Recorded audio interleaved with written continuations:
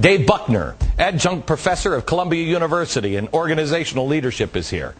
All right, let's talk vampires. You're rolling today. You are rolling today. Well, am I wrong? No, you're absolutely right in the fact that you've got people who are there. From the government perspective, they think they're helping. The fact of the matter is they don't know how to run businesses. Right. They make laws. They're supposed to be the referee, and now it looks like they're out there on the court, and they're deciding, guess what? I'm going to start playing. So now not only do they make the laws, they enforce the laws, they're playing. And as a function of that, we're getting other players that are saying, okay, how can I predict where we're going with this? You know what? Can we bring up the business experience, please? Bring up the full screen of the business experience of these guys. We have Charlie Rangel, we have Representative Barney Frank, Nancy Pelosi, Harry Reid, Barack Obama, Chris Dodd, Secretary Geithner. They are, all of them are either attorneys or professional politicians.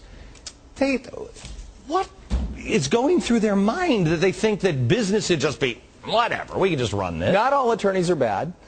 However, attorneys I am. But however, attorneys are always got a steak. Attorneys are always looking to see what could go wrong, not how to make the deal. Right. It's very different. Here's the difference. Have you ever read the book by John Huntsman, Winners Never Cheat? Yes. Okay. Fantastic. Excellent. America, please read this book. Fantastic book. In it, he says attorneys are important, but you keep them at bay. They are paid. I mean, I'm a small business guy. I pay attorneys. I have attorneys that, we consult. They're paid to say no. You have to then look at them and say, okay, you know what? I'm going to take that risk anyway. I'm going to go this direction. You have attorneys now. Here you teach this kind of stuff at Columbia. Absolutely. Name the successful company that just listened to a group of attorneys to fix all of their problems. They don't do that. They don't exist. They look to can-do people. Right. And can-do people cannot be regulated or mandated out of their environment. For what we're doing and what we're seeing right now is we're seeing a group of people trying to legislate equilibrium. You can't legislate equilibrium, supply and demand in the markets. What you have to do is allow the markets to work. So you got the referee saying to the guy over there, you're going to shoot from that corner. Well, I actually shoot better from over here. I'm sorry, you're going to shoot from that corner or you're out. It's the approach that they're taking that is problematic, not necessarily their desire. Right. But you can't have the government step in, and now they said, I mean it was breathtaking to hear Barack Obama say, oh, by the way, you know what we're going to do? We're also, we're going to cover your warranty too. They're going to cover our warranties now for our cars, and all of these towns that are dying like Detroit. Have you seen Detroit lately? Oh, it's beautiful, especially this time of year. They're going to fix Detroit as well. How are they going to do any of this? Glenn, we're reliving what we saw in the 70s. You and I remember this period of time as young children. We're reliving a period of time when we're not learning from it, where the government put quotas, limitations, and created a standard by which Detroit could survive, but it was government manufactured.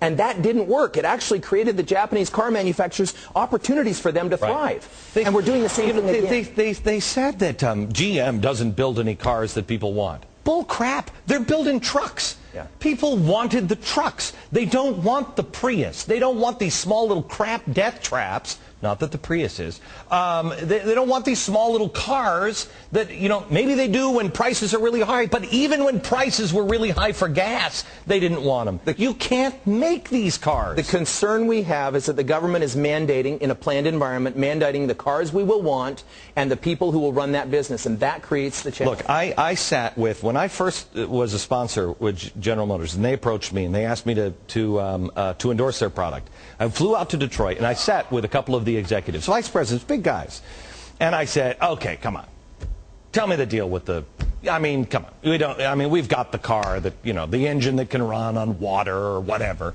and I was just poking them, and one of them actually got really pissed, and he looked at me and he said, Mr. Beck, listen to me.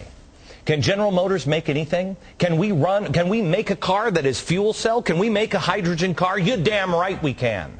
But we can't do it without leadership in Washington. Now, this is under the Bush administration. Right. We can't do it without leadership from Washington. We have one opportunity to retool our manufacturing plants.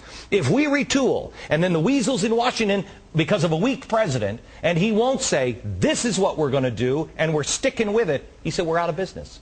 He said, we will make anything if they just set the course. And I believe it. He's pleading for the free markets to be allowed to work. Okay, so help me on this. I saw this, David, and this is anybody saw this, can you get a shot of this? If anybody saw this weekend, this made me so angry because it's bogus.